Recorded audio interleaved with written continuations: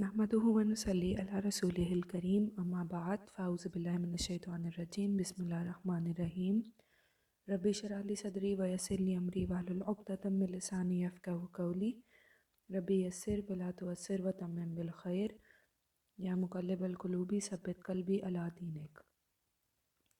I am starting off with ayat number 45 of Surah Yasin. وَإِذَا قِيلَ لَهُمُ اتَّقُوا مَا بَيْنَ أَيْدِيكُمْ وَمَا خَلْفَكُمْ لَعَلَّكُمْ تُرْحَمُونَ وَمَا تَأْتِيهِمْ مِنْ آيَاتٍ مِنْ آيَاتِ رَبِّهِمْ إِلَّا كَانُوا عَنْهَا مُعْرِضِينَ. Still they turn away when it is said to them, beware of what is ahead of you in the hereafter and what is behind you of the destroyed nations, so you may be shown mercy. Whenever a sign comes to them from their Lord, they turn away from it. There is no response by Quraysh to Allah's call when it is said to them, take heed, take precautions based on what is in front of you, behind you, top of you, so that you may be shown mercy. Dot, dot, dot. There's no response. You know what that means? They have nothing to say, and that's the most epic way of capturing how little they think. They have no answer. So, when that is left unanswered, Allah moves on and says, no matter what revelation might come to them, they still ignore it. So, all three doors of truth have done them no benefit. It's totally shut. وَإِذَا قِيلَ لَهُمْ أَنْفِقُوا مِمَّا رَزَقَكُمُ اللَّهُ قَالَ الَّذِينَ كفروا للذين آمنوا أنتم بل لو يشاء الله أطعمه إن أنتم إلا في ضلال مبين. And when it is said to them, donate from what Allah has provided for you, the disbelievers say to the believers, why should we feed those whom Allah could have fed if He wanted to? You are clearly astray. This is a doing command in this surah, like follow the prophets before. Did the ayah say spend on who and spend on what? It just said spend. Spend on the people who need it. There are good causes to spend. When prophets talk about spending, there was no Masjid in Nabi fundraiser at that time, yet no Masjid in Makkah. So who are you to spend it on? You are supposed to be spending on the orphans, the poor, the needy, the injured. And are they Muslims or non-Muslims? Obviously non-Muslims. Quran is coming and telling you to spend on your own people and society, no matter who they are. In the last ayah, the disbelievers did not respond to Allah's call, but in this ayah they are responding. Ask your Allah to feed them. You people are nothing but confused. We don't have time to waste. When you talk about faith, belief, afterlife, they don't care to respond. When you criticize their money, their bottom line, they flare up and say, excuse me, you want me to spend? So the reason for them not to accept revelation is that they don't want to make practical changes in their ongoing life. Money is yet a big problem. Even nowadays, you can see that money is a big problem. Excuse me, you keep talking about the God who provides everything. He does all the stuff, so why can't He feed His poor people? This is the height of arrogance. Now, instead of you telling them what to do, they are asking you obnoxious questions about your Lord. May Allah give Hidayah to everyone. May Allah fills our heart with Hidayah.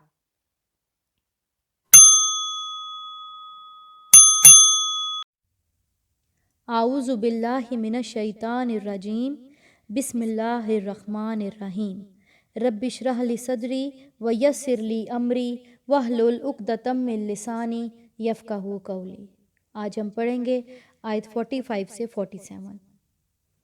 وَإِذَا قِيلَ لَهُمُ اتَّقُوا مَا بَيْنَ أَيْدِيكُمْ وَمَا خَلْفَكُمْ لَعَلَّكُمْ تُرْحَمُونَ۔ ترجمہ، اور جب کہا جاتا ہے ان سے بچو اس عذاب سے جو تمہارے آگے ہے اور جو تمہارے پیچھے ہے، تاکہ تم پر رحم کیا جائے۔ ان کا کیا جواب تھا یہ نہیں بتایا گیا، لیکن یہاں ان لوگوں کی حالت کھول دی گئی کہ جن کے دلوں میں اللہ کا ڈر نہیں ہوتا۔ اگر آپ سورۃ یاسین کے شروع سے مضامین کو دیکھتے جائیں تو اس سے ہمیں اللہ کی خشیت کا بہت ذکر ملتا ہے، اور حقیقت یہ ہے کہ تقویٰ ہی وہ کیفیت ہے جو بندے کے اندر عمل کے جذبے ابھارتی ہے۔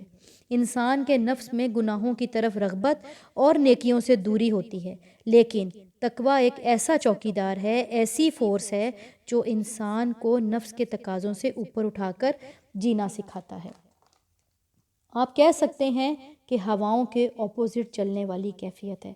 اگر ہم نفس کے ہاتھوں اپنے آپ کو چھوڑ دیں، اگر ہم اپنی زندگیوں پہ غور کریں کہ اگر صرف ہم سے یہ کہہ دیا جائے کہ جو آپ چاہیں وہ کر لیں، جیسا آپ چاہیں وہ ٹھیک ہے، تو سوچئے کہ انسانیت جو ہے وہ تباہی کے گڑھ تک پہنچ جائے گی۔ آج کے دور میں لوگوں نے تقویٰ کی اس لگام کو توڑا اور ہر بندہ من چاہی زندگی بسر کرنے کے شوق میں اللہ کی حدوں کو توڑتا ہوا اپنے لیے ہی مشکل چیزیں پیدا کرنے لگا۔ لہٰذا انسان کو اپنے اندر اللہ تعالیٰ کا ڈر پیدا کرنے کے لیے، اپنے آپ کو اللہ کی فرما برداری پہ مائل رکھنے کے لیے جتنی کوششیں کرنی پڑیں وہ کرے، اور اسی کا نام جہاد بن نفس ہے۔ اور تقویٰ کی راہ میں رکاوٹیں سب سے پہلے انسان کا اپنا نفس ہوتا ہے۔ دوسروں کی بات ہم بعد میں مانتے ہیں، پہلے اپنی بات سے ہار چکے ہوتے ہیں۔ اور بعض لوگ ایسے بھی ہوتے ہیں کہ جو دوسرے تو ان کی بات مان لیتے ہیں لیکن وہ خود اپنی بات نہیں مانتے۔ بعض دفعہ ہم دوسروں کو وہ بات سمجھا لیتے ہیں جو خود کو نہیں سمجھا پاتے۔ تو ضرورت ہے اس بات کی کہ انسان تقویٰ کی زندگی بسر کرے۔ اللہ مجھے دیکھ رہا ہے، اس کا ساتھ، اس کا معاملہ اور پیچھے جتنی ہم نے نعمتیں دیکھیں ان سب کو نظر میں رکھیں تو کیا واقعی اللہ تعالیٰ اس قابل ہے کہ ان سے ڈرا جائے؟ کیا اللہ سے نہ ڈر رہ کر کوئی زندگی بسر کر سکتا ہے؟ اور آپ دیکھیں یہ نصیحت کن کو کی جا رہی تھی؟ جو خدا فراموش تھے، جو اللہ تعالیٰ کو ماننے کے بغیر اپنی زندگیوں میں من موجیاں کرنا چاہتے تھے۔ تو جب ان کو سمجھایا جاتا تھا کہ دیکھو ذرا ہوش کرو، سنبھل جاؤ، ساری عمر گناہوں میں تم نے برباد کر دی، اب تو باز آ جاؤ، آؤ اللہ کی طرف، وہ تم لوگوں کی معافی قبول کرے، اپنے رحم و کرم سے تم لوگوں کو جنتیں دے دے، ایک نئی زندگی دے دے، پاکیزہ زندگی بسر کرنے کا ایک نیا موقع تمہارے سامنے آ جائے۔ لیکن ایسے لوگوں کا کیا حال ہوتا ہے کہ سن کر نہیں دیتے۔ اللہ تعالیٰ نے یہاں ان کا جواب نہیں لکھا، بس یہ کہہ دیا کہ مجھ سے ڈرو، اور دوسری بات ہے کہ آگے اور پیچھے یعنی ڈھکے اور چھپے، ماضی اور مستقبل، اس دنیا کے معاملات اور آخرت کے معاملات۔ حقیقت یہ ہے کہ انسان کو آگے اور پیچھے کا تصور دلا کر اللہ کی موجودگی کا احساس دلایا گیا، اور اس کو بتا دیا کہ دیکھو تم سب سے چھپ سکتے ہو لیکن تم اللہ سے نہیں چھپ سکتے، اور اگر ڈر جاؤ گے تو ملے گا کیا؟ لعلکم ترحمون، یعنی بہت ہی خوبصورت سبق مل گیا کہ رحم کس پہ ہوگا؟ جو ڈرے گا، اور ڈرے گا کون؟ جو بچنے کی کوشش کرے گا۔ متقی انسان بالکل نیک نہیں ہو چکا ہوتا لیکن نیک بننے کی طلب جاگ چکی ہوتی ہے، وہ سارے گناہ چھوڑ نہیں چکا ہوتا لیکن گناہ چھوڑنے کا جذبہ دل میں موجیں کرنے لگتا ہے۔ قرآن کے پاروں کے ساتھ ساتھ یہ جذبات بڑھتے جاتے ہیں، اور تقویٰ کے ساتھ انسان کا لائف سٹائل نمایاں ہوتا ہوا دکھتا ہے۔ جیسے دنیاوی مال و دولت کے بڑھنے سے گھر کے فرنیچر، گاڑیاں اور سیل فون کی کیفیت بدل جاتی ہے نا، اسی طرح جس کے اندر تقویٰ کی دولت آتی ہے اس کی عبادات چمکنے لگتی ہیں، زندگی کے معاملات خوبصورت ہوتے ہیں، اسے اپنی عام نیکیاں بہت چھوٹی لگتی ہیں۔ وہ کہتا ہے یہ تو سب کرتے ہیں، جیسے ہم کہتے ہیں نا کہ یہ کپڑے تو کوئی خاص نہیں ہیں، یہ تو سب پہنتے ہیں، میں تو کوئی اچھے برانڈڈ کپڑے پہننا چاہتی ہوں۔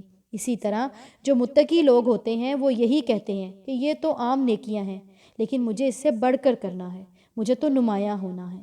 تقویٰ بندے کو سجا دیتا ہے، یہ تقویٰ ہی ہے جو انسان کو سونے نہیں دیتا، اور کچھ کر کے بھی انسان یہ کہے کہ میں کچھ نہیں کرتا، یہ ہے تقویٰ۔ کچھ کر کے اس احساس میں جلنا اور کڑنا کہ ہم تو اتنا کچھ کر رہے ہیں، تو سمجھ لیجئے کہ یہ تقویٰ کی کمی کی علامت ہے۔ ایسے لوگ سنی انسنی کرتے ہیں، اس لیے اللہ تعالیٰ نے ان کا تذکرہ ہی نہیں کیا۔ ہاں، ان کا رویہ اگلی آیت میں بتا دیا کہ جب ان کو اتنی پیاری نصیحت کی جاتی ہے تو وَمَا تَعْتِيهِم مِّنْ آیَاتٍ مِّنْ آیَاتِ رَبِّهِمْ إِلَّا كَانُوا عَنْهَا مُعْرِضِينَ۔ ترجمہ، اور نہیں آتی ان کے پاس کوئی نشانی نشانیوں میں سے اس کے رب کی مگر وہ ان سے روگردانی کرتے۔ یہاں پر دو معنوں میں نشانیوں کے بارے میں بات ہوئی، یعنی آیتیں، اللہ کے قرآن کی آیات، اور کائنات کی نشانیاں۔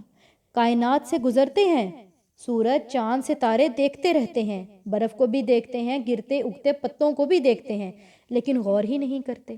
کانوں پہ تو کچھ اور ہی لگا ہوتا ہے، فطرت کی آوازیں کیسے سنیں؟ آنکھوں پر موٹے موٹے پردے پڑے ہوتے ہیں، ان کو تو بس اپنے ہی غم اور اپنی ہی خوشیاں دکھتی ہیں۔ لہٰذا وہ لوگ جو کچھ نہیں دیکھ پاتے، کچھ بھی نہیں سن پاتے، اور نتیجہ کیا ہے؟ اندھے رہتے ہیں۔ اسی طرح آیت کا لفظ یعنی قرآن کی آیت ہو تو آیت پہ آیت گزرتی جاتی ہے، اور ہر آیت ان کے دل کے دروازے کو کھٹکھٹاتی ہے، کھولتے ہی نہیں۔ پھر آیت تو گزر جاتی ہے، جہاں کسی کو چاہ نہیں وہاں پرواہ نہیں والی کیفیت۔ تو جو انسان آیتوں سے فائدہ نہیں اٹھاتا نا، وہ اصل میں بے شعور انسان ہے، وہ ان اویلیبل شخص ہے، وہ ایبسنٹ مائنڈ شخص ہے، کیونکہ اللہ تعالیٰ کی یہ نشانیاں انسانوں کے اندر تبدیلیاں پیدا کرتی ہیں، انسان کو جھنجھوڑتی ہیں۔ یہ نشانیاں انسان کو اللہ تعالیٰ کے ہم آہنگ کر دیتی ہیں، اور یہ آیتیں یہ نشانیاں ہیں جس سے انسان اپنے خالق کو پہچاننے لگتا ہے۔ اس کی عظمت کی وجہ سے انسان کے دل میں ڈر پیدا ہونے لگتا ہے۔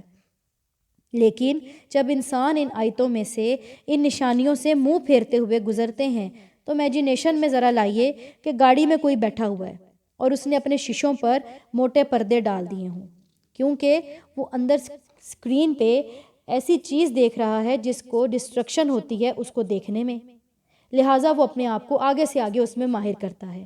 اب بتائیں، باہر پھول گزرے یا پھل گزرے، باہر کوئی لوگ دکھی تھے یا خوش تھے، اس کو کیا لگے؟ اسی طرح جو انسان تقویٰ سے محروم ہوتا ہے نا، اس کا اپنا فن ہوتا ہے، اور اس کی ایک اپنی زندگی ہے، اپنا لائف سٹائل ہے۔ لوگ ہنسیں، لوگ روئیں، اس کا اپنا ہی ایک سٹائل چلتا رہتا ہے، اسے فرق نہیں پڑتا، اور اسے ایسا لگتا ہے کہ کوئی مجھے کچھ نہیں کہہ سکتا، کیونکہ میں کسی کی کیوں سنوں، میرا تو ایک اپنا سٹائل ہے۔ جو بندہ اللہ کی آیتوں سے انکار کرتا ہے نا، وہ منزل کو نہیں پاتا۔ اب ایسے رویے دیکھیں گے کہ انکار کے نتیجے میں کیا رویہ پیدا ہوتا ہے۔ آیت نمبر 47 میں وَإِذَا قِيلَ لَهُمْ أَنفِقُوا مِمَّا رَزَقَكُمُ اللَّهُ قَالَ الَّذِينَ كَفَرُوا لِلَّذِينَ آمَنُوا أَنُطْعِمُ مِن لَّوْ يَشَاءُ اللَّهُ أَطْعَمَهُ إِنْ أَنْتُمْ فِي ضَلَالٍ مُبِينٍ۔ ترجمہ، اور جب کہا ان سے کہ خرچ کرو اس سے جو رزق دیا تمہیں اللہ نے، تو کہتے ہیں وہ لوگ جو کافر ہیں ان کو جو ایمان والے ہیں، کیا کھلائیں ہم اس کو کہ اگر چاہتا اللہ تو کھلا دیتا اسے، نہیں ہو تم مگر کھلی گمراہی میں۔ اب یہاں غور کریں کہ اللہ نے تم کو رزق دیا ہے، کوئی تمہارے دیے میں سے نہیں مانگ رہا، اللہ کی نظریں تمہارے مال پہ نہیں ہیں بلکہ اپنے دیے ہوئے میں سے ہی مانگتا ہے۔ تو ایسے لوگ جن کا دل اعتراض کر رہا ہوتا ہے آیتوں سے، یا جو آیتوں کی روح کو سمجھ نہیں پاتے، یا جن کے دلوں میں اللہ تعالیٰ کی بڑائی نہیں آتی، ان کا جواب دیکھیں کتنا سرمایہ دارانہ قسم کا ہے۔ کیا کہتے ہیں؟ تو انکار کرنے والے کافر نہ شکرے لوگ کیا کہتے ہیں ایمان والوں کو، یعنی جو بھی لوگ ان کی دعوت دیتے ہیں کہ آؤ اللہ کے راستے میں خرچ کرو، تو ایسے ایمان والوں کو یہ کیا کہتے ہیں؟ کیا ہم کھلائیں ان لوگوں کو جن کو اللہ چاہتا تو خود کھلا دیتا؟ کتنا خوبصورت جواب ہے۔ اس کو کہتے ہیں ریٹرک۔ کچھ لوگوں کا رویہ بلا وجہ بحثیں کرنے کا ہوتا ہے، اتنی خوبصورت بات لے کر آتے ہیں کہ واہ واہ کوئی کر دے، یہ تو کسی اور کو نقطہ ملا ہی نہیں۔ بظاہر دیکھنے میں یہ جملہ کتنا لاجیکل لگ رہا ہے کہ جس کو اللہ نے نہیں کھلایا یا جو اللہ نے نہیں کام کیا وہ ہم کیوں کریں، خود ہی کر لیتا۔ اب ہوتا کیا ہے کہ جب انسان ایسی بات کرتا ہے نا کہ دیکھو بھائی جس کام کو اللہ نے کرنا ہوگا خود ہی کرے گا، ہم سے کیوں کروا رہا ہے، ہم غریبوں کو کھلائیں، ہم مسکینوں کو کھلائیں، اس طرح کا جملہ بولنے والے بحثوں اور مباحثوں اور اپنے آپ کو زیادہ عقل مند ہونے کی وجہ سے بڑی بڑی نعمتوں سے محروم رہ جاتے ہیں اور کہتے ہیں کہ تم تو بالکل بھٹکے ہوئے ہو۔ جو ان کو نیکی کی دعوت دیتے ہیں، جو ان کو نیکی کا ماحول دیتے ہیں، یہ ان کو دلال مبین کہتے ہیں۔ یہ کون سا دلال مبین ہے؟ جو حضرت یعقوب کو ان کے بیٹوں نے بھی کہا تھا کہ ہمارا باپ تو بھٹکا ہوا ہے، اس کو سمجھ ہی نہیں، یہ جذباتی ہے، یہ جلد باز ہے، یا یہ بہت ناممکن بات سوچ رہے ہیں کہ یوسف اب اتنے سال کا بھٹکا ہوا واپس آ جائے گا۔ 40 سال ہو گئے یوسف کو بھٹکے ہوئے اور یہ آ جائے گا۔ یہاں آپ دیکھیے کہ یہ انداز اس دولت مند طبقے کا ہے کہ جب انہیں کہا جاتا ہے کہ اللہ کے دیے ہوئے رزق میں سے خرچ کرو، اللہ کے راستے میں لگاؤ، تو بڑی بے حیائی سے اس دعوت کا مذاق اڑاتے ہیں کہ لو جی تم تو ہر وقت بھیک مانگتے رہتے ہو، اب ان غریبوں کو ہم کھلاتے رہیں، ہم ان کے لیے تھوڑی کماتے ہیں، جن کو اللہ نے نہیں دیا ان کو ہم کیوں دیں۔ آج بھی آپ دیکھیے کہ جن کے پاس مال زیادہ ہوتا ہے نا، اس کا عموماً ذہن ایسا ہی بن جاتا ہے۔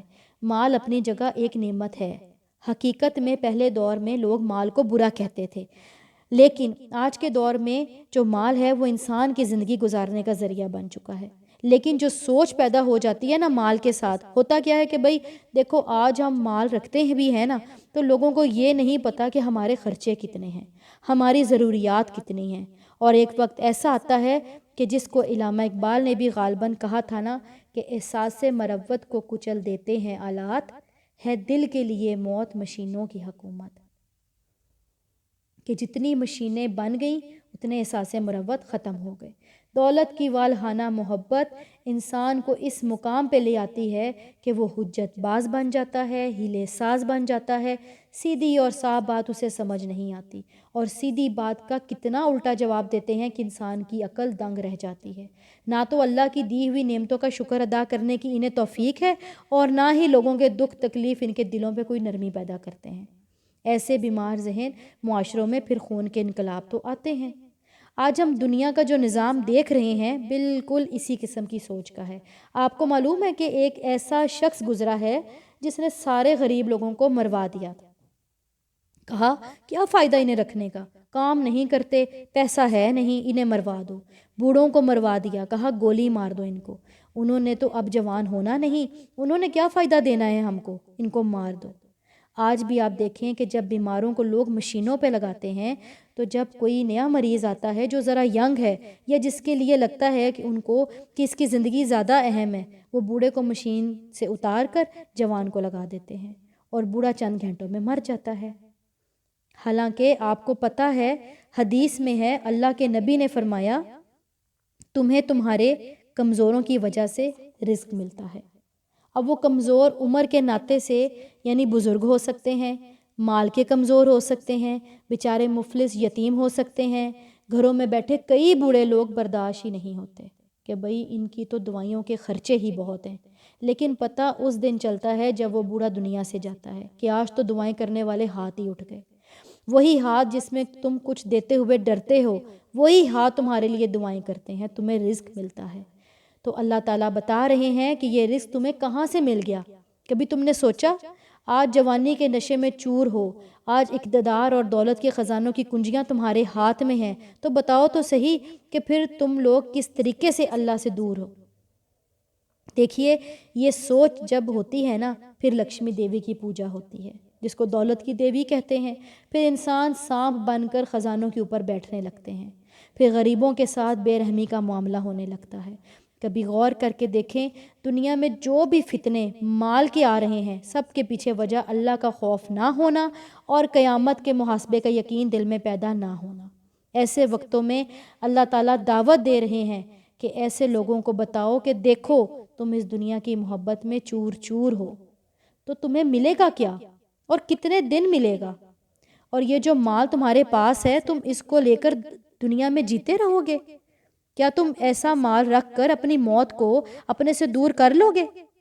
نہیں۔ تو بس ہمیں دعا کرنی چاہیے کہ اللہ ہمیں ہدایت دے اور سیدھے راستے پہ چلنے کی توفیق دے، آمین۔ امید ہے آپ کو آج کا لیکچر سمجھ آیا ہوگا۔ جزاک اللہ۔ السلام علیکم ورحمۃ اللہ وبرکاتہ. To support our goal, like, subscribe and share our videos, and don't forget to click the bell icon. Allahu Akbar Kabira. Jazakallah.